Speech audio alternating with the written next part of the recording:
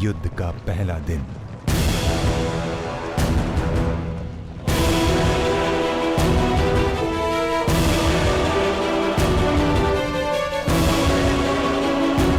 युद्ध प्रारंभ करने की आज्ञा है धर्मराज।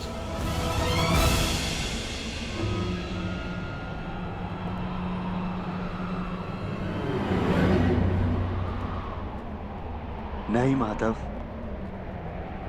अभी नहीं।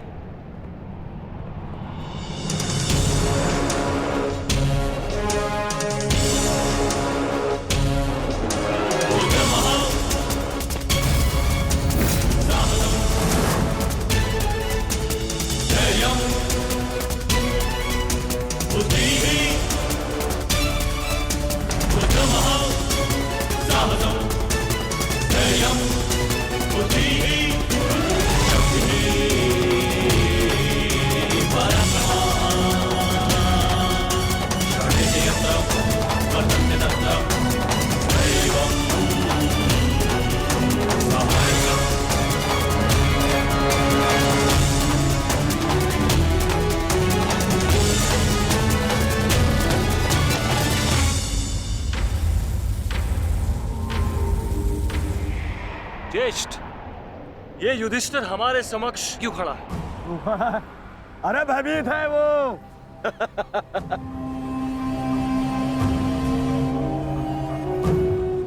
हमारी सेना को देख के कदाचित भयभीत हो गया है ये युधिष्ठिर।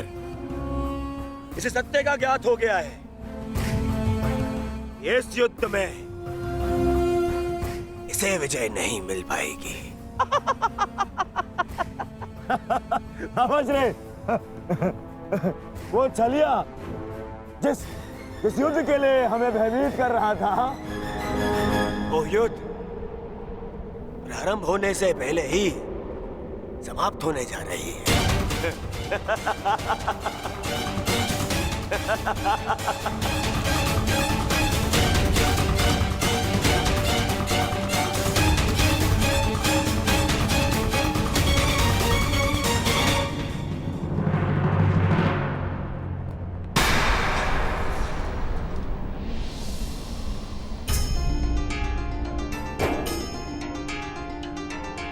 प्रणिपात पितामह।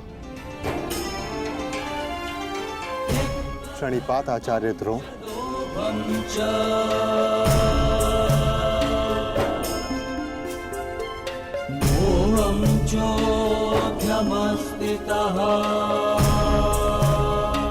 और उन सबको भी प्रणिपात, जो आयु में, ज्ञान में, अनुभव में मुझसे बड़े। और मैं उन सबका अभिनंदन करता हूं जो एक योद्धा होने का कर्तव्य निभाने के लिए इस कुरुक्षेत्र में पधारे हैं। मैंने सदैव अपने बड़ों से सीखा है कि कोई भी कार्य आरंभ करने से पूर्व बड़ों का आशीर्वाद अनिवार्य है। और मैं अपने सभी भ्राताओं की ओर से पितामह आचार्य द्रोण के साथ सभी बड़ों से आशीर्वाद देने की प्रार्थना करता हूं।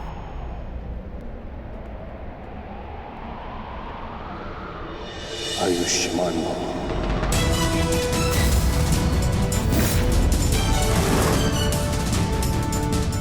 तुम्हें अपने पराक्रम का फल प्राप्त हो युधिष्ठिर।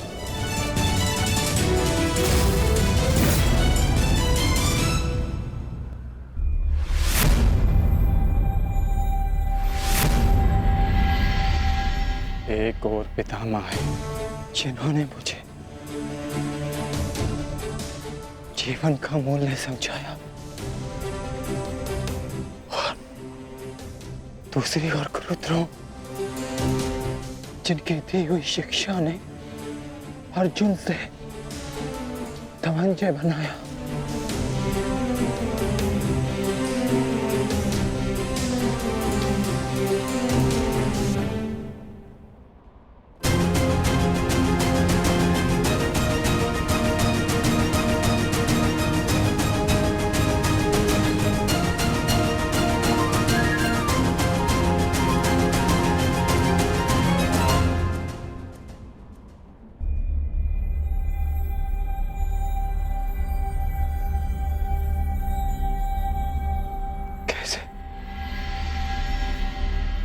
कैसे कैसे प्रहार कर पाऊंगा मैं इन पर?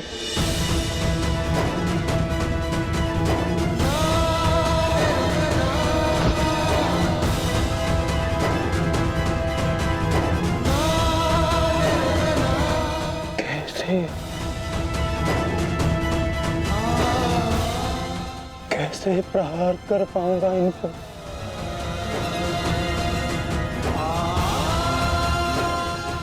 कैसे?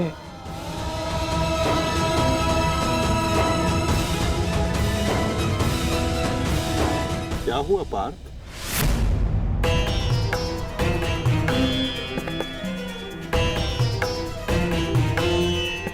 मेरी आपसे विनती है माधव,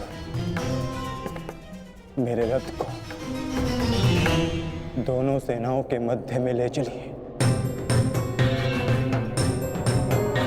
संजय। जी महाराज। संजय, अपनी दिव्य दृष्टि से देखकर बताओ कि कुरुक्षेत्र के युद्ध में तत्पर मेरे पुत्रों और पांडवों की सेना के मध्य क्या क्या हो रहा है। जो आज्ञा महाराज।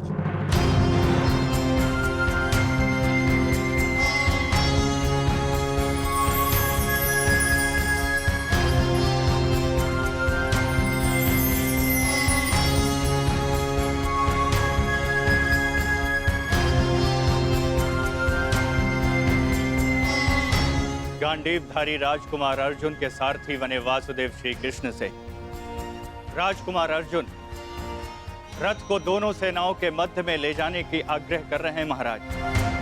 परंतु क्यों पार्थ?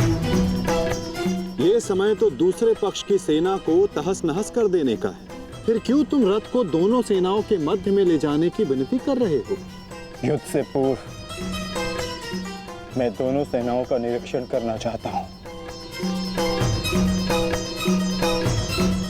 क्या तुम वही अर्जुन हो पार्थ, जिसे लक्ष्य संधान के समय पेड़ से बंधी चिड़िया की आंख के अतिरिक्त और कुछ नहीं दिखाई देता था, और आज वही अर्जुन पूरी रणभूमि का निरीक्षण करना चाहता है? बड़ी विचित्र बात है। हाँ माधव,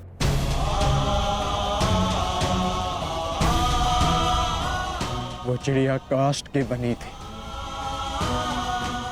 परंतु जिनसे मैं युद्ध करने वाला हूं वो रक्त, अस्थि और मांस से बने मनुष्य हैं।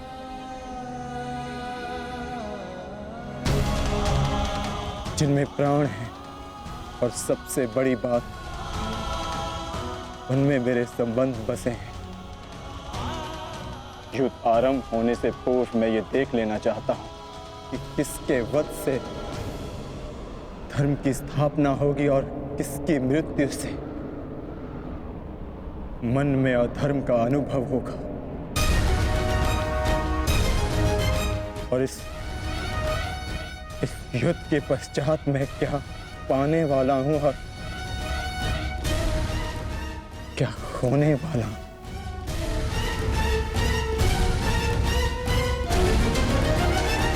तुम एक योद्धा हो अर्जुन, और तुम यहां अधर्म का बलिदान लेने आए हो, या स्वयं को धर्म पर बलिदान देने के लिए? और एक बलिदानी क्या पाएगा क्या खोएगा, उसकी गणना नहीं करता। बात मेरे बलिदान की नहीं है माधव।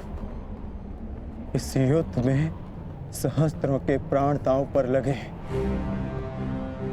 और मैं ये निश्चित करना चाहता हूं कि कुरुक्षेत्र में मैं अधर्म का नाश करने जा रहा हूं या फिर धर्म की हानि भी करने जा रहा हूं। नाश और निर्माण की शक्ति केवल विधाता के पास होती है पार्थ। मनुष्य विनाश या विध्वंस नहीं करता। मनुष्य तो केवल ईश्वर का निमित्त मात्र होता है। निमित्त होकर यदि वो विनाश और विध्वंस का उत्तरदायित्व स्वयं पर ले तो उससे केवल अहंकार का जन्म होता है पार्थ,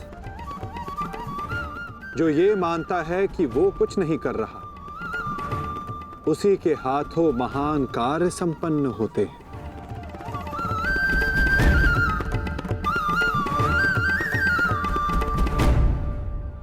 परंतु मैं तुम्हारी कामना अवश्य पूर्ण करूंगा पार्थ, क्योंकि बलिदान भी एक प्रकार का दान होता है, और जिस दान को देने से पूर्व हाथ कांपे वो दान फलदायी नहीं होता।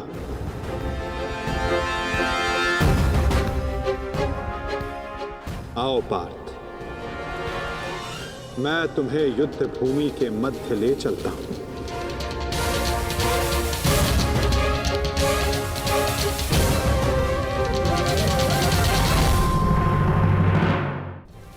आओ पार्थ, मैं तुम्हें युद्ध भूमि के मध्य ले चलता हूं।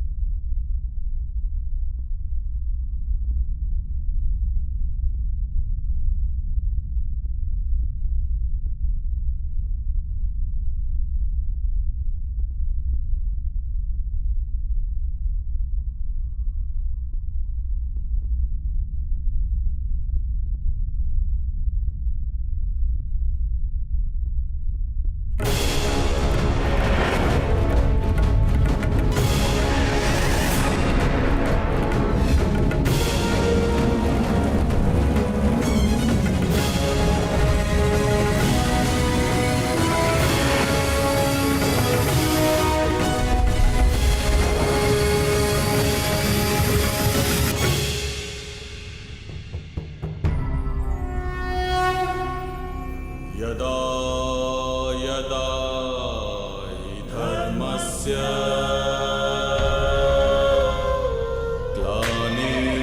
ग्लानिर्भवति भारत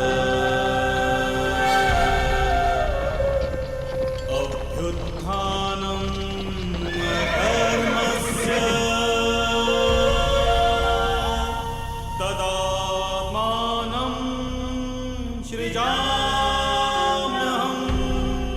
जिस प्रकार तुम कर्तव्य और कर्म के मध्य खड़े हो, उसी प्रकार तुम अब दोनों सेनाओं के मध्य खड़े हो पार्थ।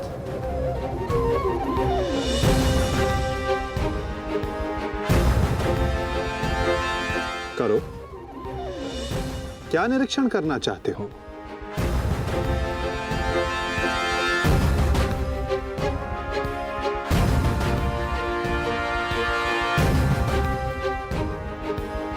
क्या हुआ पार्थ?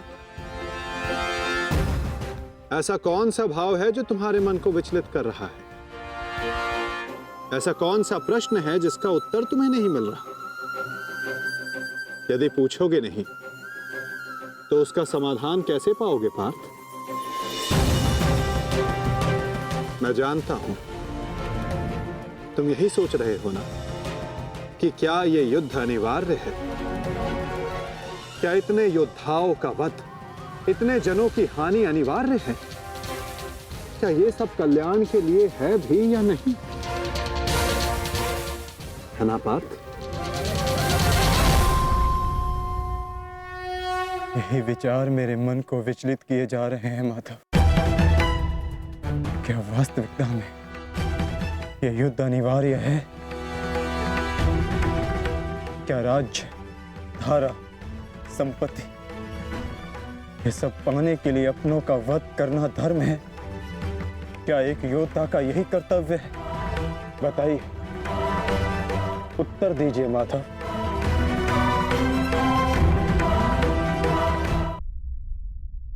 उत्तर तुम्हें अवश्य मिलेगा पार्थ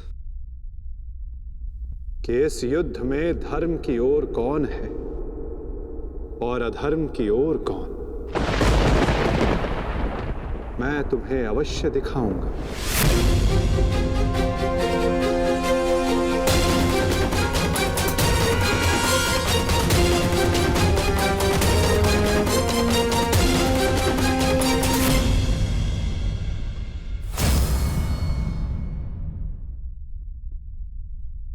ये है वो हस्तिनापुर युवराज दुर्योधन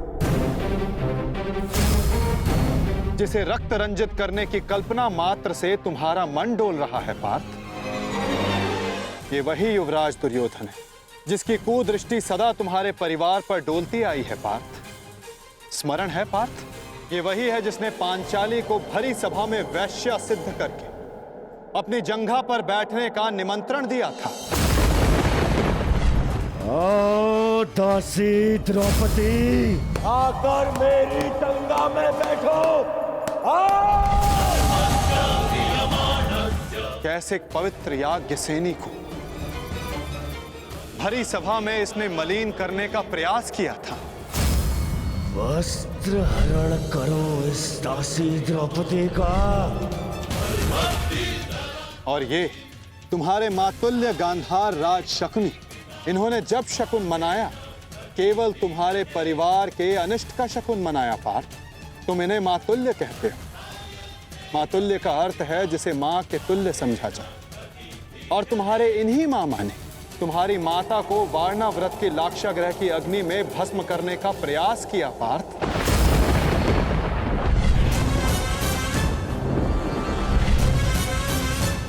और वो जो ऊंची दृष्टि करके खड़ा मध्यांध दुशासन, स्मरण करो पार्थ, कैसे वो द्रौपदी को उसके केशों से खींचकर भरी सभा में लाया था।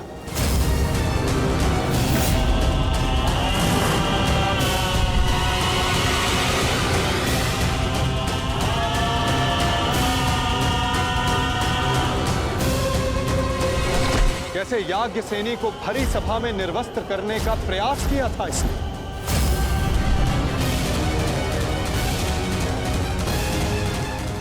क्या तुम ये सब भूल रहे हो पार्थ?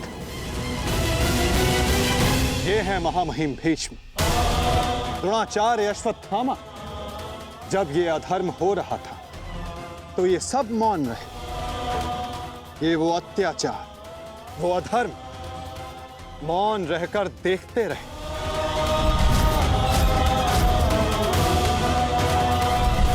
स्मरण करो वो वनवास, वो अज्ञातवास जिसने तुम्हें तुम्हारा पौरुष त्याग कर बेहनल्ला बनने को विवश किया।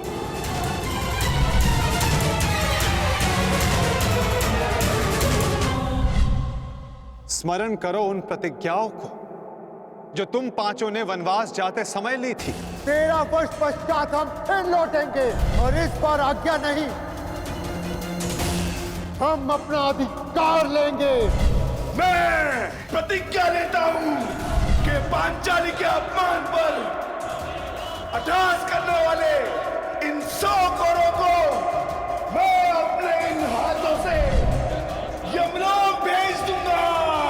ये मत समझना कि वन में हम विश्राम करेंगे दुर्योधन। हर पल प्रतिशोध की अग्नि में जलेंगे और जब लौटेंगे तो इतने बाण बरसेंगे, अंधकार छा जाएगा हस्तिनापुर के भविष्य पर।